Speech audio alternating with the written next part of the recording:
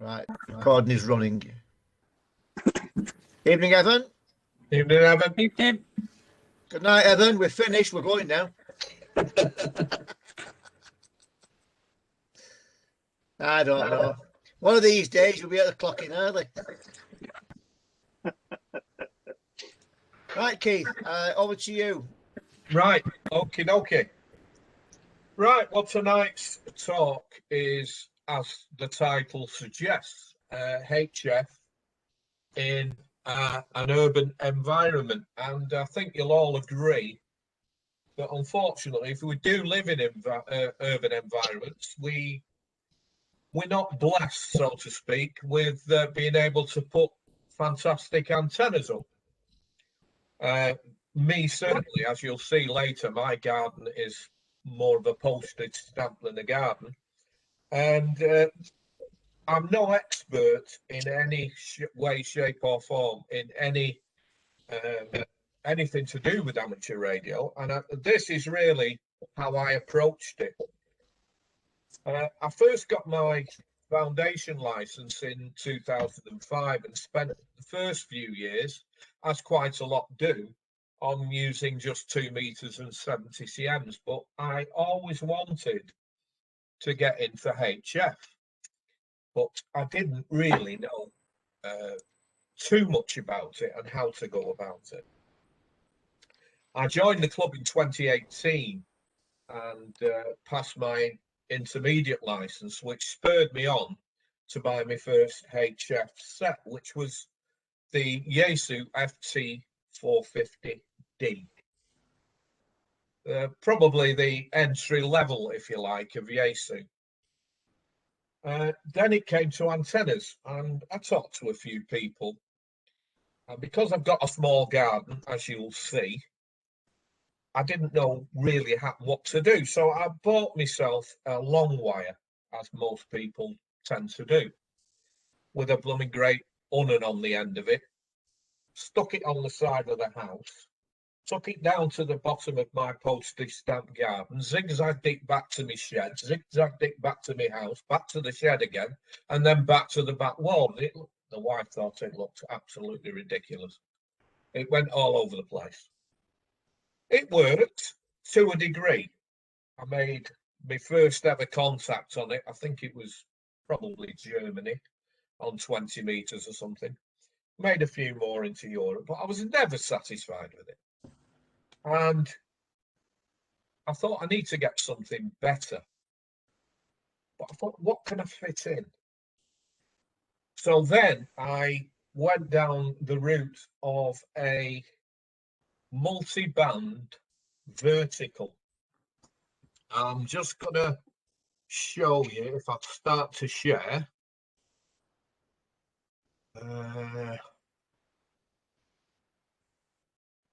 Let's see what you can see.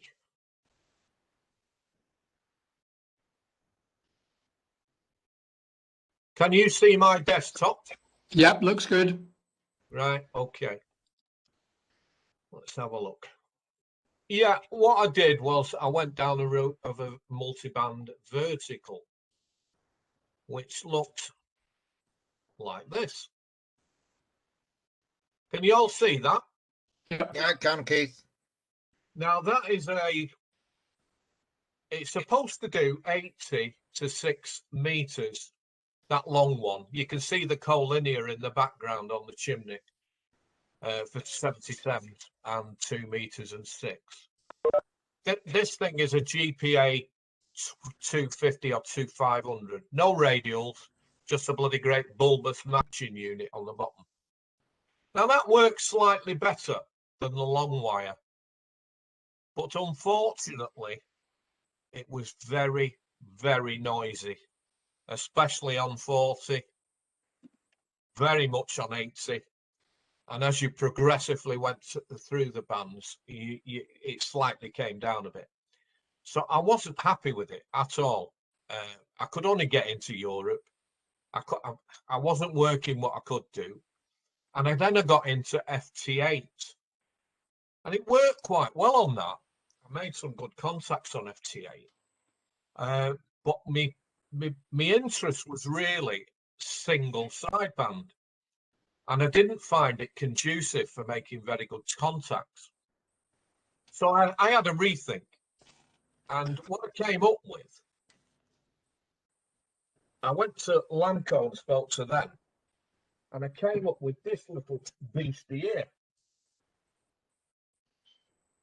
Can you see that? Click on it, please. It's on antenna winders, and it's a Aerial 51 ultralight model 404UL. Now, one leg is 8 meters, the other leg is 12 meters, and it comes pre-installed with 12 meters of lightweight coax. Now, with this type of antenna, they reckon height is might. So I've got to somehow get the little matching unit here high up. Chris, we can't see your picture. Right, that's because I'm still sharing. I will show you this at the end when I stop sharing. Would that be okay? Yeah. Yeah. Right, suffice it to say, it should be mounted as an inverted V. Right? So how do I do that? Well, first thing I did was buy myself a very lightweight pole. Now, you can see the size of my garden now, can't you? Mm-hmm. Not very big. Not very big at all. Now, this is a 10-meter hand pole. It's a push-up mast. It doesn't clamp, and I didn't have it guide.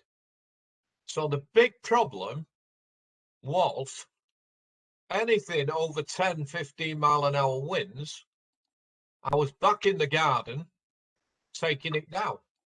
There's the matching unit on the top. There's the coax coming down into my back bedroom where the shack is. And unfortunately, you can't see the two legs. One leg goes down to that wall there. The other leg, the longer leg, comes down to via the side of the house to the fence that you'll see in a minute. So that was my next attempt, and I wasn't happy with that because of the fact it was never up for very long, certainly not in winter, because as soon as you got a 10 mile an hour, 15 mile an hour wind, that thing was going all over the place. So I decided, you might think I've gone through a few antennas and you'd be quite right. I got one of these.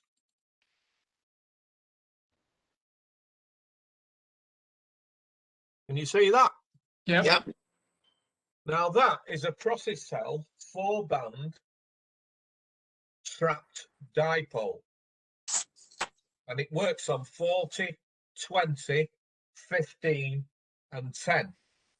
You can get it to work on 6 if you put an additional kit on it, which is quite easy. Chris put it on for me, and it's just 2 elements that go up there and go up there, and it works by mutual induction, and it worked very well. Unfortunately, it's an Italian antenna, and to say it's not put together very well is an understatement. It doesn't fit very well together, and it's very loose. And during last winter, after using it for about 8 months, the rain got in it, and the SWR went all over the place. It's on mute. The rain stopped for a while, it dried out a bit, and I got it back working again, but it just wasn't really good.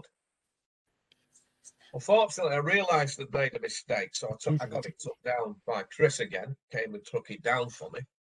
And it's now stored in the shed, and I'm going to do some work on it when the weather gets better by taking it apart, letting it dry out, putting some grease on it, maybe putting it back together again and making it tighter fit and so on and so forth.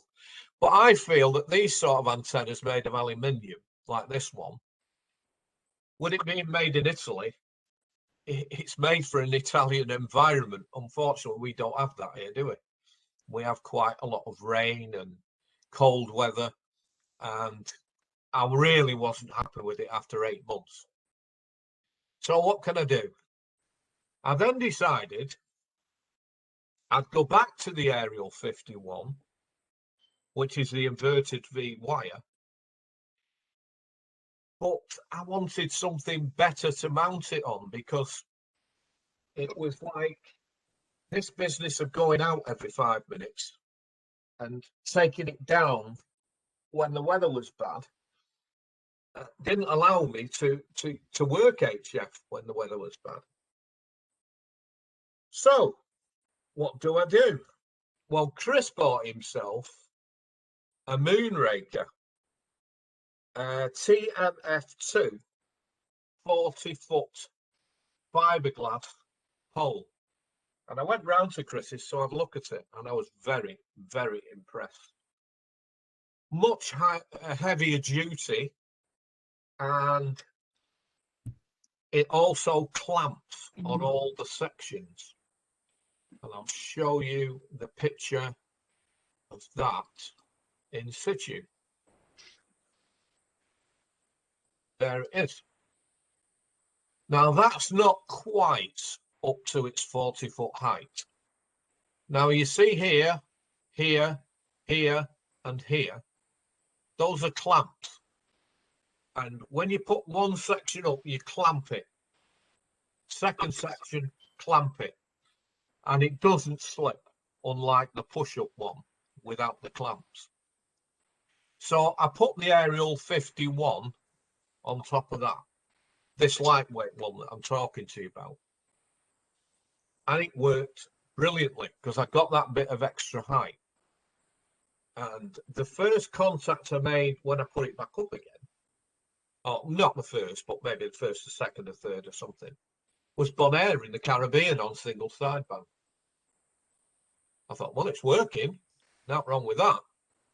And it also worked absolutely brilliantly on FT8.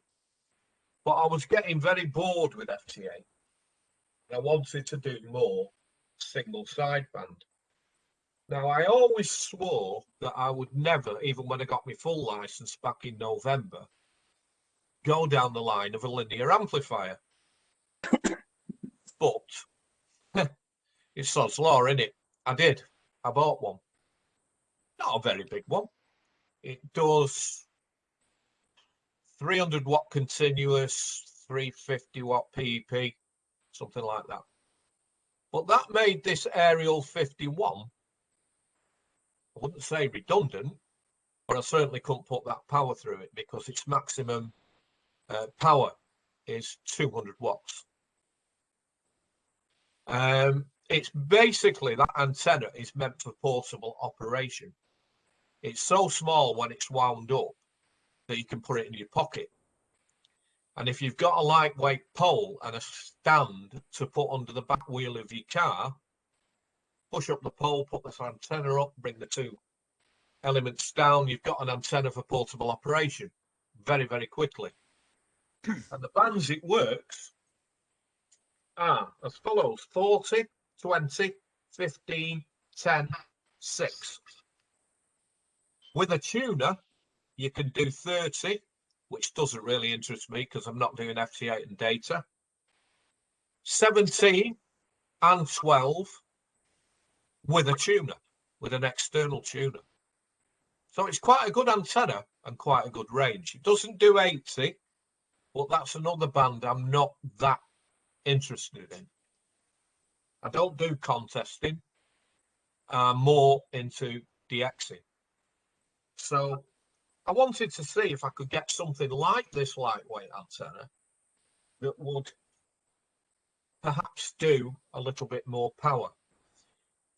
I searched all the retailers, and not one retailer in this country stocked the heavier duty version.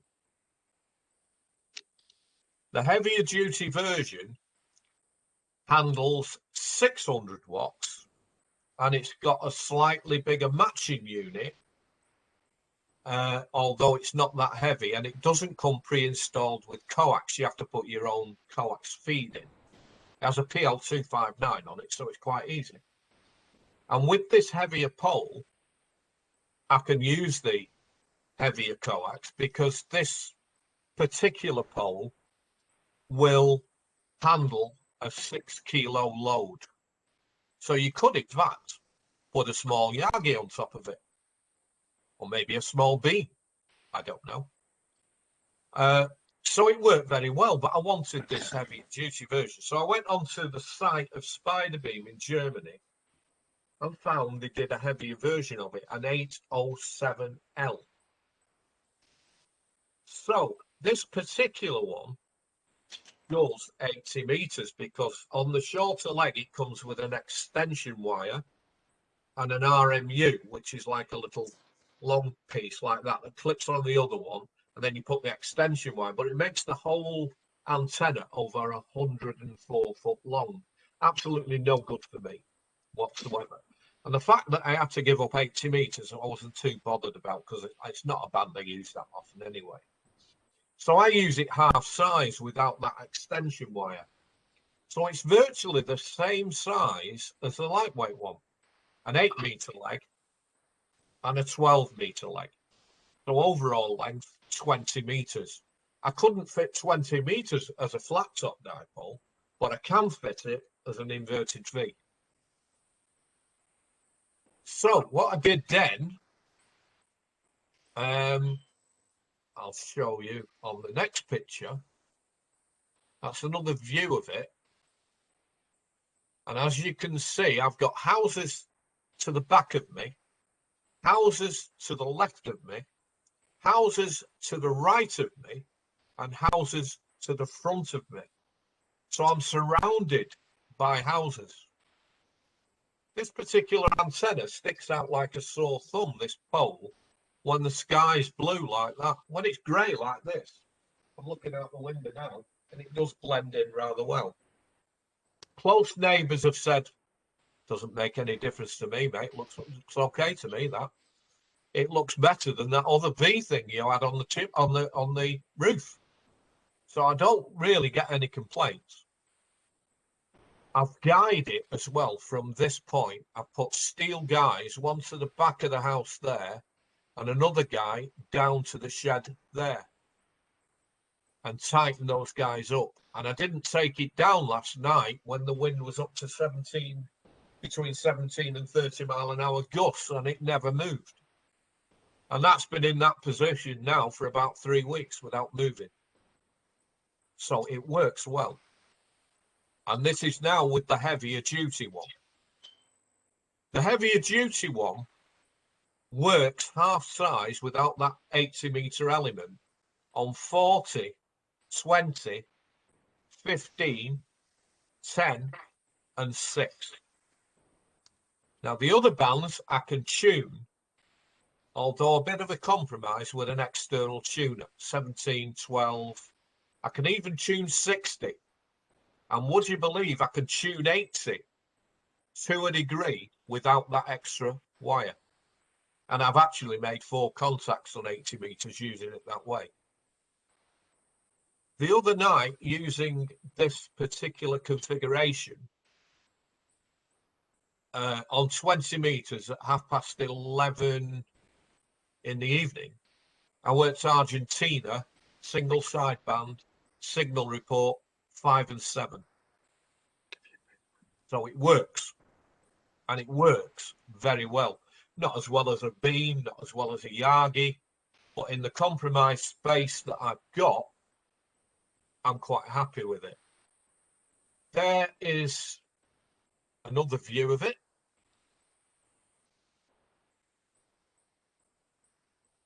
As you can see, quite close to, I've got houses here to the left. Luckily, the couple that live there are in the 20s. Couldn't care less. As long as it don't fall down, he says, and I don't get any interference, I'm not bothered. Put it up, what you do, it's up to you. So I don't get any complaints there, don't get any complaints at the back. You can hardly see it from the front. When the skies are grey and you look up, it blends in quite nicely. And the other leg that you can't see, unfortunately, goes down there and over the top of the roof and down to the gate that separates my drive from the rest of the house that keeps me dog in. And I'll show you that now.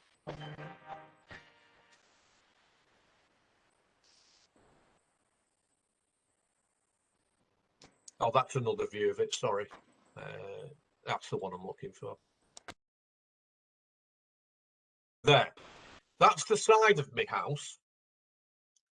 So I've got a fence between here and this neighbour, and I bring the other element down to that fence there.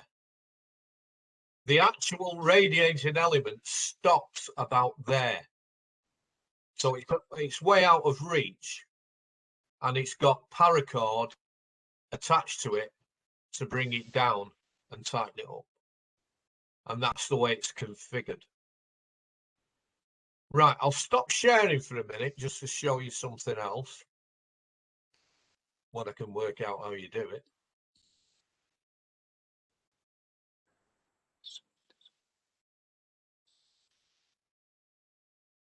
Come on, where are you? You got the tabs at the top of the screen there, Keith. Yeah. Edit, file, edit, share, view, audio, participate, meeting, are those. Show active speaker video view. Now go into share. Show grid view. Click on, Oh, wait a minute, what's this? or there are tabs at the bottom as well where it says share. You can share content and stop sharing. Let's see.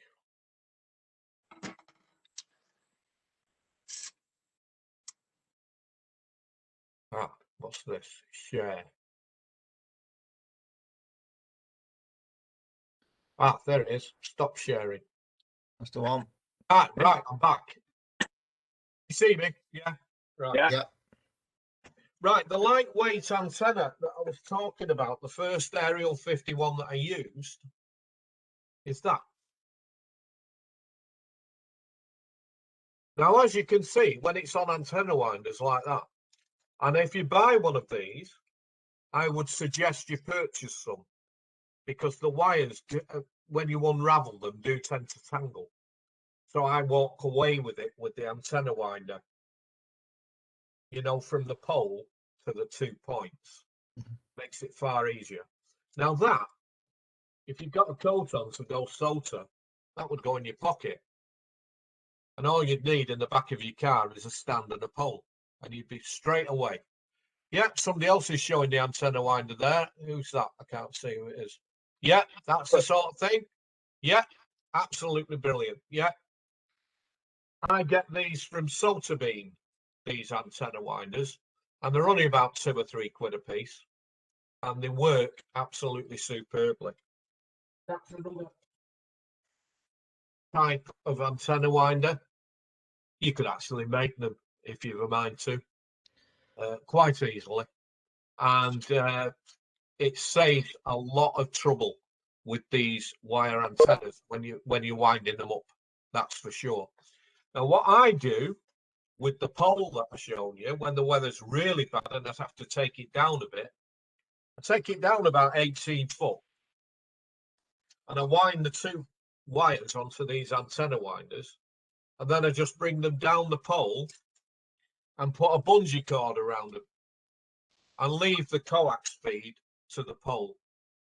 And then when the winds drop in the garden, 2-minute job, push, push, push, clamp, push, push, push, clamp, bring these 2 back out again, Bob's your uncle, and back on the air. And that basically is it. And what I'll do now is put it over to Chris, and he can tell you his experiences of using a very similar setup, but he has his slightly differently, but it is the same pole. Chris's garden is slightly bigger than mine, but not a great deal. Back to you, Chris. Okay, I'll just try and get this picture on of my setup here. Bear with me. I don't know why it's not working. Let's switch cameras.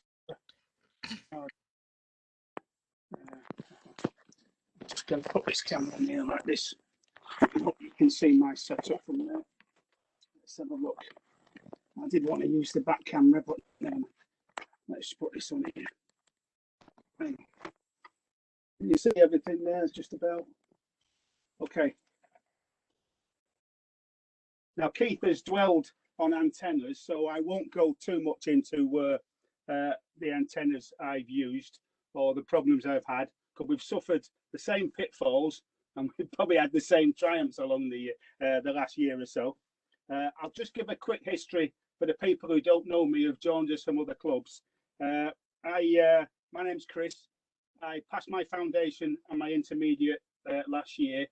I came into amateur radio in February, and since then I've been built stockpiling. I've got RAS, radio acquisition syndrome, which we all suffer from, I suppose. Which it's also called empty bank account syndrome, isn't it? So yeah, I hope you can see my setup here. I was hoping to use the better camera on the iPad, but at least you can see what I've got. I also have an aerial 51 up a 40-foot mast as a secondary aerial. My main aerial is a G5RV full size. I've only got a slightly bigger garden than Keith, but I still managed to get both 52-foot legs in a V configuration. If it wasn't a 40-foot pole, I wouldn't be able to fit it in. But being the height, it takes away from the length of the G5RV, and it works pretty well between 6 and 18 meters. No problem at all. I use that mainly for Morse, and I use the Aerial 51 for SSB. So I'm not going to dwell too much on antennas because Keith's covered that extremely well. So I'm just going to show you a bit more about my setup here and what I've achieved. I use a FTDX 101 for HF. I find it fantastic, basically because it's got two VFOs, and you can see on the split screen here, I've got VFO 1 on 40 meters on Morse. Morse occupies most of my HF contacts. I have VFO 2 on the Aerial 51 on sideband. The unit, see if I can get a better picture on here. Don't know if this is a bit better. Let's have a look. I use the screen rather than the screen on the rig. I had the screen on the radio turned down to almost zero, so it burns out the monitor instead. Now on the MP, the good thing about this is I have a speaker for both VFOs. So on the Morse side, the speaker on the left-hand side is handling VFO 1. I hope you can hear that. And on the SSB channel, the right-hand speaker handles the SSB. Sugar 5-1 Delta X-ray, who seems to be on 24 hours a day. So that's how I operate on this. I also have a heel microphone on a heel stand. I can just move my camera up a bit there so you can see it. I like the heel stand. There's no springs or wires showing. Everything just comes away. You can pull your microphone close. You can turn it upside down, just put it out the way, and it dangles without any hassle. It's a bit expensive, but it does work. And for anyone who has a Yaesu and knows about the parametric equalizer, I'm trying to get your sound right. It took me a good month of messing with the two parametric channels to get the sound to a reasonable level. Yaesu do not make it easy. There's no doubt about it. They call it daft things. Instead of saying low, middle, high, bass, increase this and this will get better, they confound me with science. And for someone like me who didn't know what a capacitor was till I did my foundation course last year, made it very difficult. But yeah, I've managed, I think, to get a reasonable setting so that everything works okay. Over this side, if I just turn this, I have a Comet 300 antenna matching unit. That is purely for the G5RV. I put that straight through that. This eliminates the need for any switchgear in here. So the G5RV goes through that, and the Aerial 51 uses the antenna tuner within the FTD X101. I find that works a treat for me, and like I say, does away with all switchgear. And so we've all had trouble with them. I've had trouble with every switch I've bought, so this does away with all that. So I've got two antennas going through that. I've got a 6-meter halo as well going through that, and the G5RV goes straight to the rig without any messing about. Sorry, the Aerial 51 goes straight to the rig. So you can see the setup and how I operate and how things work. It's took me a long time to get to this level. Well, it took me a year to get to this level. The wife thinks this is a coffee maker when it's delivered. Stuff is delivered to me when she's at work, so nobody sees anything. It just comes in and he's stalled in the loft. And because it's a loft ladder, he doesn't like coming up here, so I can get away with adding the odd item here and there. Now, as I explained, most of my contacts are done via this key. This is my first key here. I bought a Czechoslovakian key, which is very good. It's a solid brass model, but wasn't a patch on the Bengali key, which can handle all sorts of silly speeds, far beyond my capability. But most of my contacts are made on this. David will recognise this as a nice twin paddle key. He has one himself. I think he got a Bencher Morse key. And I must say, most of my contacts are on shall we say, on Morse. There's probably nobody about. If I can, maybe I could get a quick demonstration, but we shall try.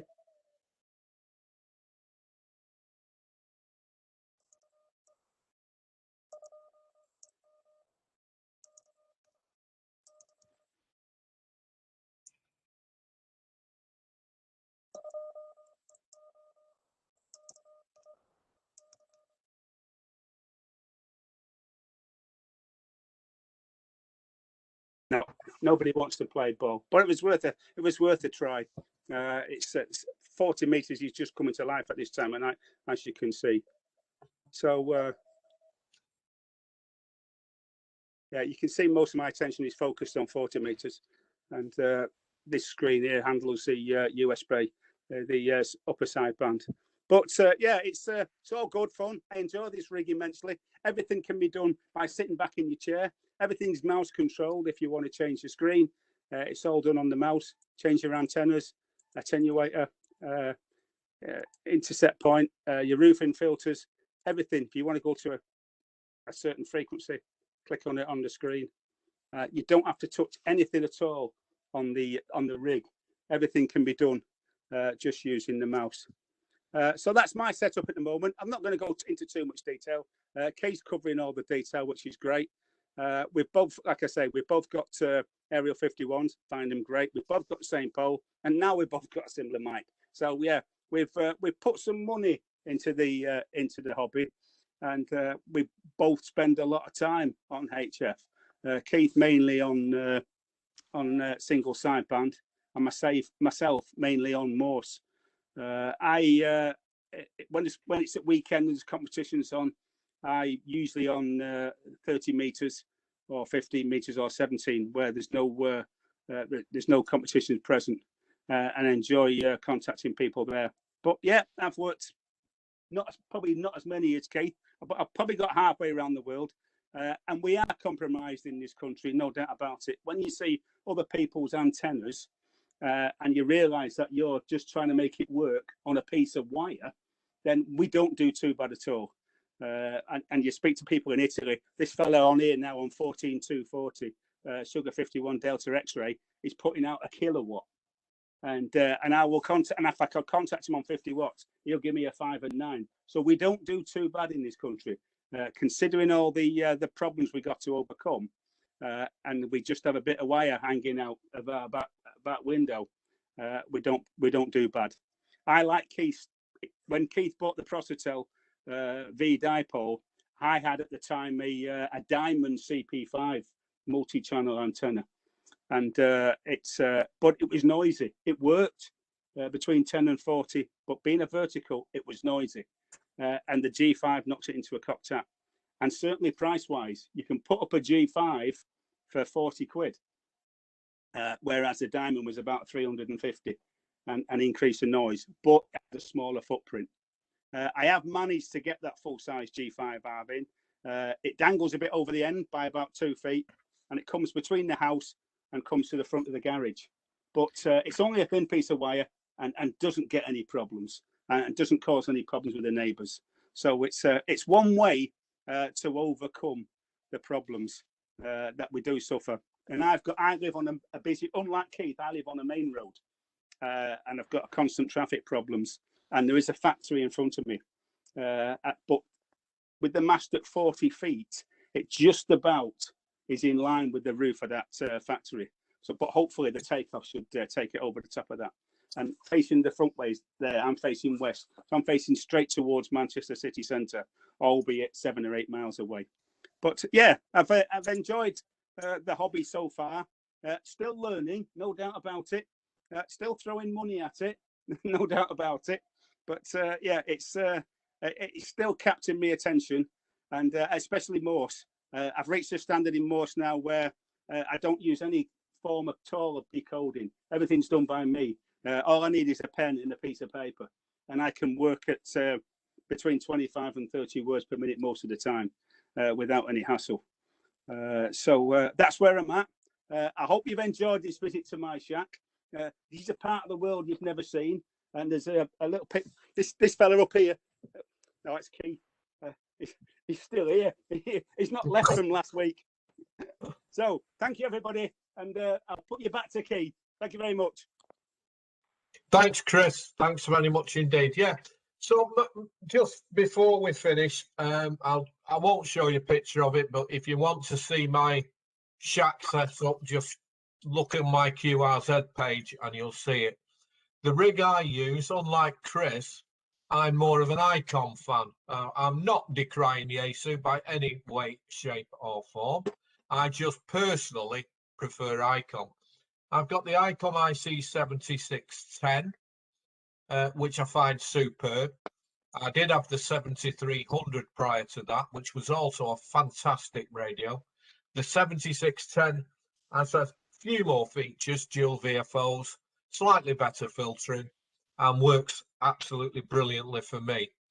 Next to that on my desk, I have a BLA 350 Plus HF linear amplifier, which will give me 300 watts key down, just over 300 watts PEP on most bands apart from 6 meters.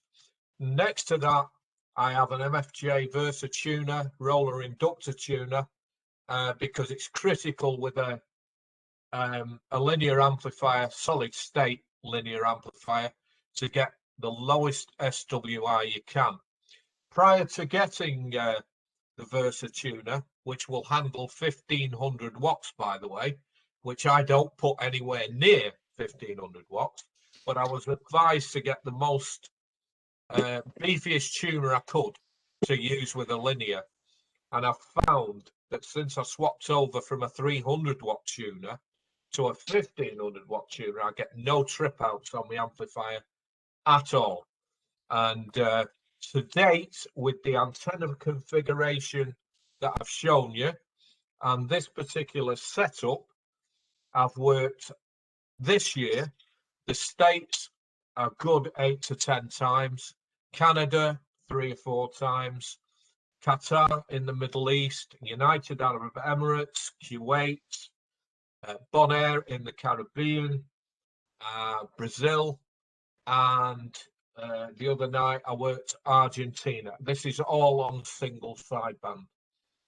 Prior to giving up FT8, I'd virtually worked the world, New Zealand, Australia, all the South American countries, and I got bored with FT8, and now I'm just totally into SSB. That concludes the presentation, but just suffice it to say, if anybody is interested in the Spider Beam Aerial 51, the lightweight version that I've shown you here is the 200 watt version, is available from Lamco. I think Martin Lynch have stock of them. Radio World certainly. They're less than 100 quid. The heavyweight version, unfortunately, isn't stocked in this country. You would have to buy that direct from Germany, like I did. And that's a bit more expensive, but it does handle 600 watts. That's the extension lead that I don't use to clip on the shorter element if I had room to do 80 meters. But unfortunately, I don't have room to put 104 foot up, even with a 12-meter high pole. And because I'm not really a big fan of 80 meters, it's not a biggie for me. Although I can tune 80 meters in the configuration I've got to make domestic contacts. And the furthest I've made on 80 meters without the extension wire is Switzerland. So it just shows you it does work. And that concludes the presentation. Thanks for the assistance, Chris. I hope you enjoyed it. And if you've got any questions, by all means, go ahead. Thanks very much. David. David. Yeah, Chris and Keith, that was excellent. Thank you. Really enjoyed that. What was the make of the pole, the 40-foot pole you used? It's a Moonraker. And I think it's, let me have a look, I've got it written down somewhere. It's a Moonraker T Tango Mike Foxtrot 2, TMF 2, 40-foot pole, heavy duty fiberglass. Right. Now they're done in 4 different lengths. You can buy a 20 meter, a 30 meter, a 20 foot, a 30 foot, a 40 foot, and a 50 foot. Now, Okay, thanks, Steve. they're not cheap. They're not cheap by any means. The 40-foot one is about 340 quid. But once it's in and you've got it in situ, it's there forever. And you can take it down, put it up, add different antennas to it, do what you like with it. And it's really heavy duty. And if you've got it guyed, and Chris came up with a very good way of guying it, very cheaply, with some wire from B&Q and some pipe clips, and we did it. I copied what Chris did and put some guys on it, and it will handle gusts of 30, 35 miles an hour, and it doesn't move. It's absolutely superb. Yeah, excellent. Thank you. No problem. Anybody else? Can I just ask, how did you mount it on the ground? Did you use The pole? Did you put, in a concrete? Did you have a concrete base and screw it in or something? No. What I did, with guidance from Chris, because Chris had it before me, so I thought I drew on his experiences with it. Chris very kindly got me a 3-meter piece of scaffolding pole. And what we did, Chris came round with his muscles and his big sledgehammer and hammered it a good meter into the ground. So there's 2 meters of this scaffolding pole sticking out of the soil in the flower bed. But it went down that much that you can get hold of it, and I'll defy anybody to move it. So what we did then, at the side of that, we put the pole with Jubilee clips all the way down and very heavy duty nylon cable ties. And believe me, it will not move. It does not move. And that's the best way I could come up with. I didn't want to concrete it in because I wanted it semi-permanent, because I had a look at things like planning permission, Yes. which is obviously a concern. And I found a very interesting from Stockport Council that if you have a freestanding mast and it's no more than, I think it's 3 meters from your wall of your property, you can have that up as long as it doesn't go above the highest point of your roof, which mine just about does. You can have that up for 28 consecutive days without planning permission. So on the 29th day, if you wanted to be by the letter of the law, take it down. And on the 30th day, put it back up again. You've got another 28 days. Yeah. You know, so, and the other way is if you put a Union Jack on the top, you don't need planning permission. Now, I found all this out by just doing a bit of research. But having said that, I don't think I'll be bothered because I've spoke to every single close neighbour and they've all said the same thing. Don't bother me. Doesn't bother me in the least. The only thing they bother about is interference. Yeah. And even using a linear amplifier at 300 and odd watts per EP, nobody's ever complained. And I've told everybody if they see interference on the stereo, television, electrical equipment, whatever, come to me first. And nobody has ever said a dicky bird. And I always ask the next door neighbours if they've noticed anything. No, not a thing, Keith, not a thing. So, not had a problem. Okay, thank you. Keith, are your neighbours genuine, or are they genuine saying that? Would you expect anyone to say do it behind your back and go and complain about it at all? Well, that is a question. How long's a piece of string? I don't really know. I've lived around here most of my life, and I know most of the neighbours. I've had antennas up to the height of what this is, with that vertical and that big V-shaped dipole. I've had antennas up for 3 years now, and I've never had anybody say anything. I've never had anybody knocking at the door. The only thing I had, which was about a year ago, the nearest neighbour to me at the back said, come to me, came to me and said, you told me to come to you if I noticed anything. Now, I wasn't using a linear at the time, I was just using barefoot. And she said, I've noticed yesterday afternoon, my Hive central heating system, it was giving me all sorts of different readings. It was switching on when it shouldn't do, and it was doing this and it was doing that. I said, well, let me just check my log, Elaine. She's called Elaine, lives on her own. She's a widower. And I said, well, I wasn't on the radio at that time because I've not logged anything. It was a Saturday afternoon. So, but it was a lovely day. So I said, go up inside now in your house. And I'll go and put a few test calls out on different bands, which I did. Went back downstairs. She came over the fence again. I said, did you notice anything? She said, no, nothing. I said, well, I'm not saying it wasn't me. I'm not calling you a liar or anything. But I suggest maybe you need to speak to the person that installed it. She called the central heating bloke out. And luckily, when he was there, over the road at the other side of my house, there's a teenage lad. And what was he doing? He was flying a drone. The central heating fella saw it. And he said, there's your problem there. I'll bet you that Hive system is a very close frequency to what he's operating that drone on. So he went and adjusted the frequency of the Hive system, which he's never had a problem since. So there you go. Interesting. It's just fortunate that he was there at the time. It was unbelievable, Tony. Yeah. You couldn't have planned it better. Yeah. But it just goes to show that within our hobby, if we've got antennas up, where's the first port of call when there's a bit of interference? Yeah. It's always it's going to be your fault, isn't it? It is. So I planned, when I put this fiberglass pole up, I sort of preempted what might happen, worst case scenarios.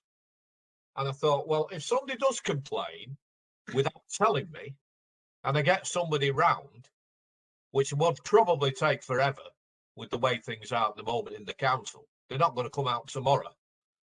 I can just put this pole down. Dead easy. And I can just say to them, well, I've read the regulations on your website that says, and I've measured it, and it's less than 3 meters from the back wall. It's never up 28 or more than 28 consecutive days. and I can take it down and put it up so it's semi-temporary. It's not a permanent installation like an aluminium tower would be, which you would need planning permission for, obviously. So I'd get round it that way. And if I still didn't get any satisfaction, I put a Union Jack on the top. I think that might tend to bend it a little bit Well, in the wind. Keith, are there any regulations to the size of the Union Jack flag? Could that be this size Union Jack flag? yeah, cool.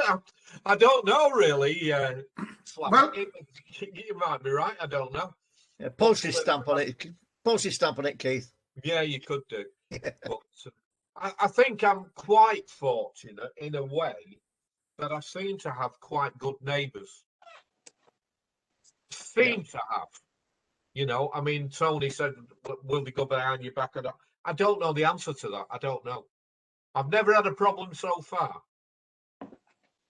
Keep your fingers crossed, Keith, and hope that they don't. It's Yeah. I think the only thing you might get is, I suppose, if you got new neighbours in, you know, they were having problems. And oh yeah, well, there's not big antenna there. There's the problem.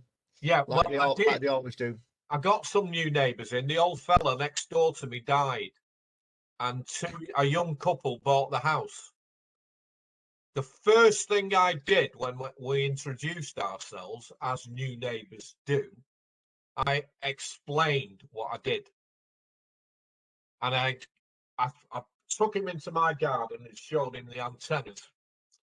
And I said, what I want you to do, Chris, he's called Chris. I said, if you see any sign of interference on television, radio, any other electrical equipment, come to me and I'll do something about it. He said, oh, that's great. He said, but the actual antenna doesn't bother me in the least. He says, it's not like we're looking out over a nice country view. We're all looking out on houses. You know, we're not in a rural location. You're not spoiling anybody's view. You're just putting a bit of a pole up that's stopping me seeing that house over there. You know, so that's the way he put it. And he said, I couldn't care less because I don't see it. Now you've explained it to me. I don't see it unless I look up. And I don't spend my time walking around with my head in the air. You know, I'd walk into the pole then and I'd face with a flat nose. he was more concerned Yeah, climbing. about it falling down. Yeah. But when I brought him into the garden and showed him how secure it was, oh, he said, that's no problem, is it? I said, no, absolutely not. And he's been absolutely fine ever since. And that's my newest neighbour. Good. That's good. Yes, Slovak. Yeah, there's one more thing, you know, just play also the lightning. Just say, you know, if there's a lightning to strike anywhere, he always picks the highest point. So you're the safe because you're next door to me, so it's gonna hit my place, not yours. Well, yeah. I mean, I have an app on my phone, which is a very good app called Lightning Strike. Yeah, I've used that, yeah. No, Yeah. that was, of course, that was kind of a joke, but... I know what you're saying, Slavek, but what I do, if there's lightning in the area, or there is proposed lightning in the area, I bring the pole down 18 foot and I unplug the antenna and put the plug in a glass jar and stick it on the windowsill. I don't have it connected where there's any danger of lightning. Sure. Yeah.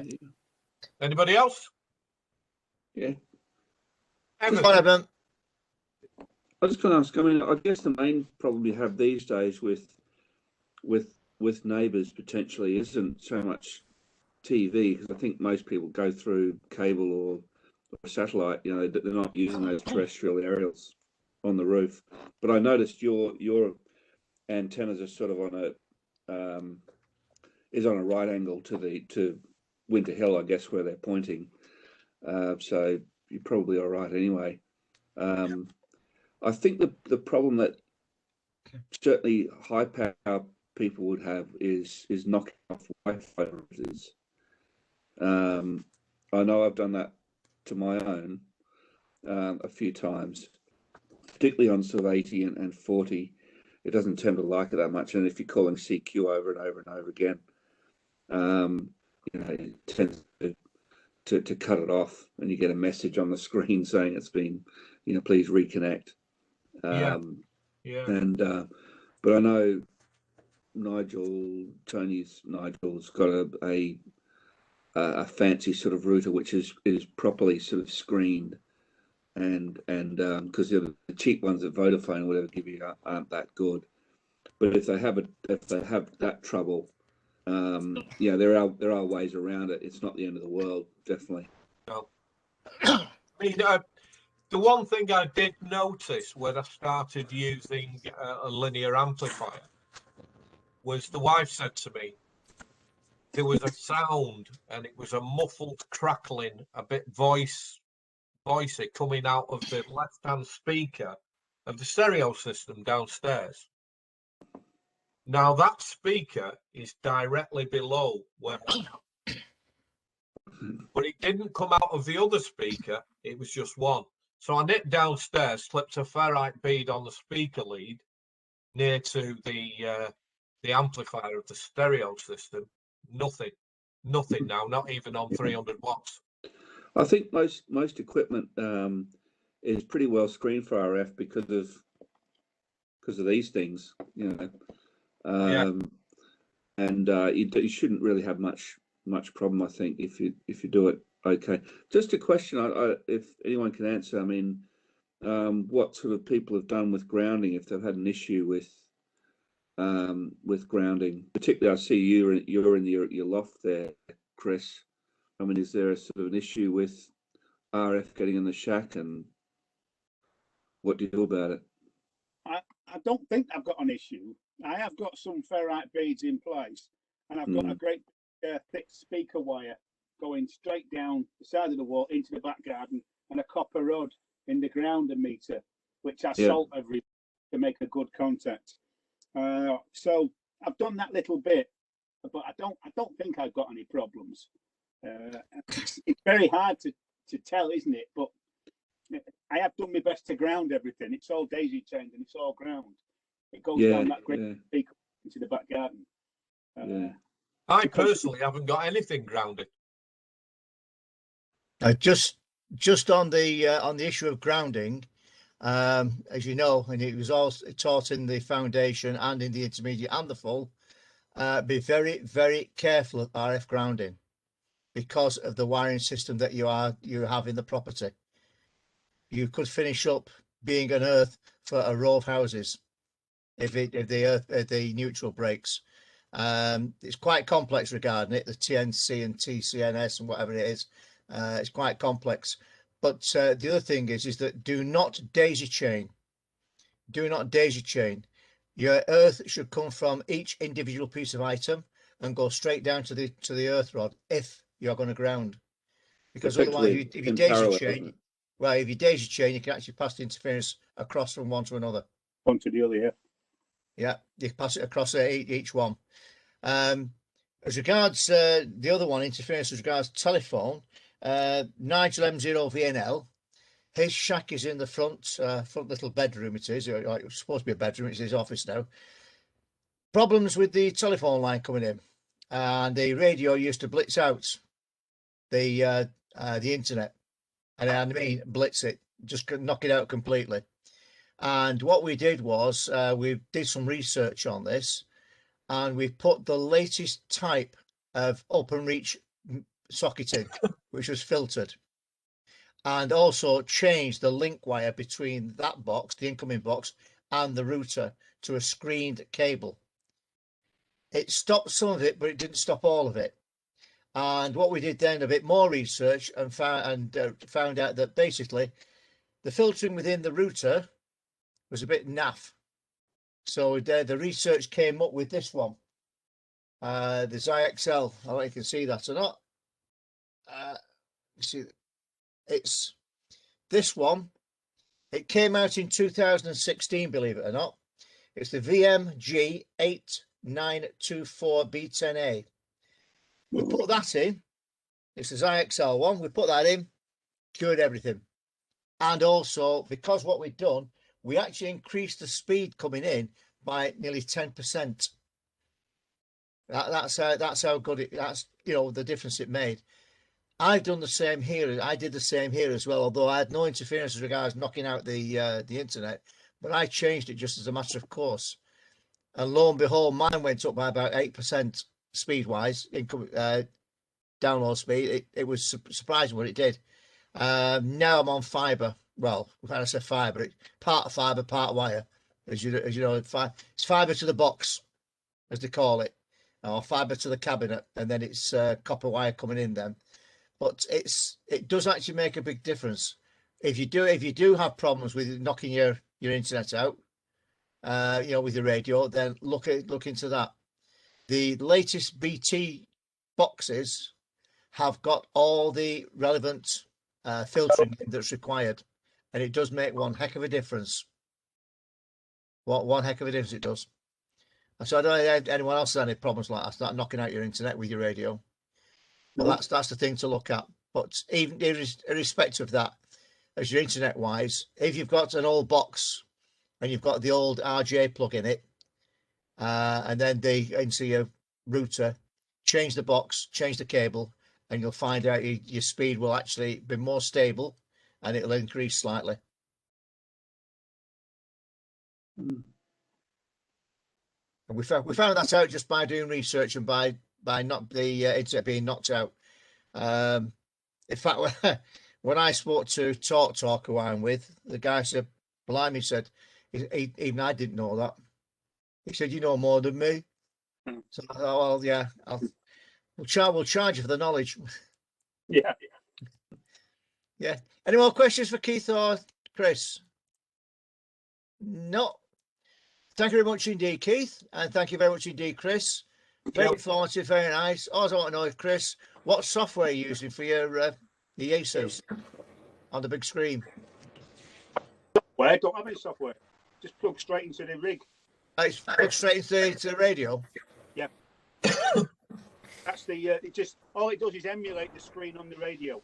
Right, with you. Just duplicates what's on there. Yeah, I haven't got any software. It's just to duplicate that screen. Straight in. Straight in. Bill's got the same radio. Because it was that screen was on offer at Argos for 70 quid for a 22-inch flat screen.